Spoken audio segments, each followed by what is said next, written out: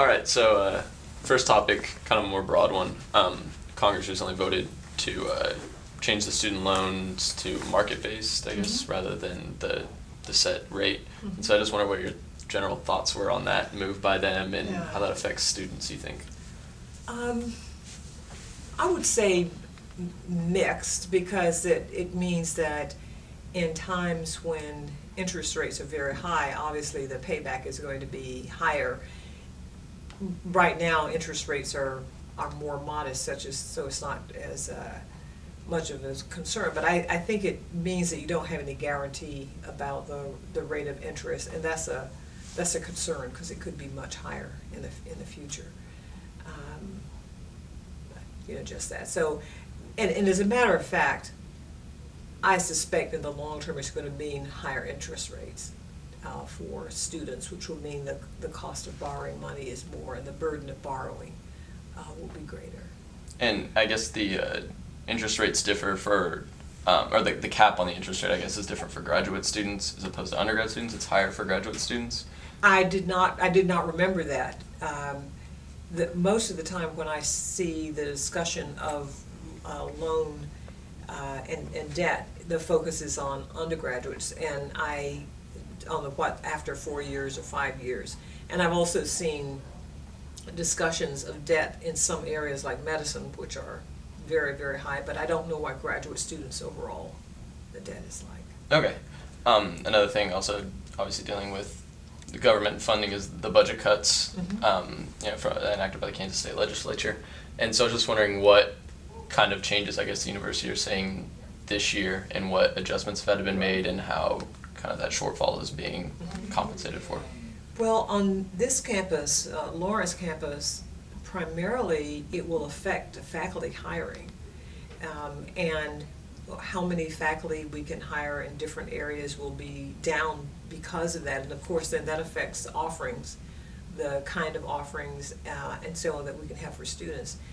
At the medical center, it has affected enrollment in the School of Nursing. It will, for next year, will affect enrollment.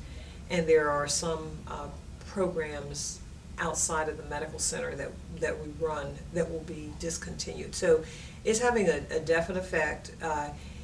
The losses on the Lawrence campus will be less obvious because it's not doing something that we would have otherwise done. That is, we're not hiring as many faculty. And by contrast, our goal is to increase the number of faculty in relationship to number of students, and that cut makes it a lot harder. Yeah. Have there been donors that have stepped up because of this? I know that obviously people donate with stipulations, like I want this to go towards this. So if more people said, I'd like this to go to more faculty, is that anything that's happening? No, and I would say that cuts actually have the opposite effect on donations. I can't say that too firmly, but donors don't usually like to see their funds go to make up for holes. They like to see their money go to expand or increase the quality or something like that. And so I don't expect donors to come in and say, well, we'll fill in for faculty positions the state didn't give. For example, many of our donors have given for scholarships for students who otherwise wouldn't be able to come to the university. Or they have given for faculty, for distinguished faculty, which provides a supplement to faculty salaries. But I don't think they want to see their funds going into a hole. It's kind of a pit, and so I don't think it helps our fundraising when we get budget cuts. Okay. And so obviously those are contentious issues, or things that have a lot of people upset in higher education and students. So do you think there's kind of a disconnect between the politicians and the universities? Is there something that they're not understanding, because obviously this is something that you feel is very important and we need to have that funding. So is there some sort of disconnect there? That's a very, very good question, and I think it's certainly there's a certain amount of disconnect between our understanding of what's important, what we need to do, and how much some legislators think that the states should support that. But the other thing it makes me wonder about is how much the general population, so the students and their parents out in the different communities where the legislators come from, to what extent do legislators know that those families want them to support higher education? And I don't have a good sense of that, but somehow or another, I hope those voices are heard more clearly, because I think generally in the state, people want good quality public education and K through 12 and good quality universities. And so I hope that that message will be carried forward by, and I'll say people other than me, because if I go to the legislature, they know why I'm there, what I represent. But I think it's a message that needs to come from the people that the legislators represent as well. Okay.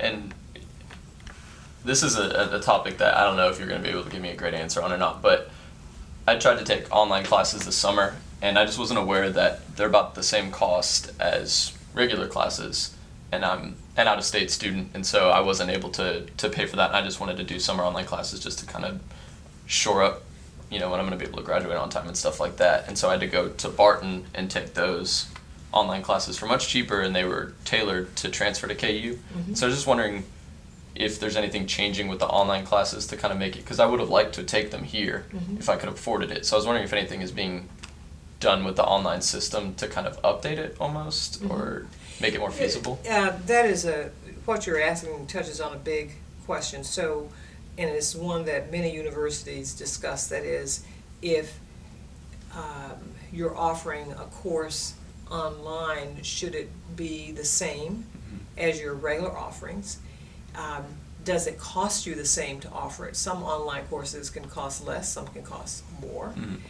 If you have online courses and you offer them at a reduced price, it siphons students from your classes.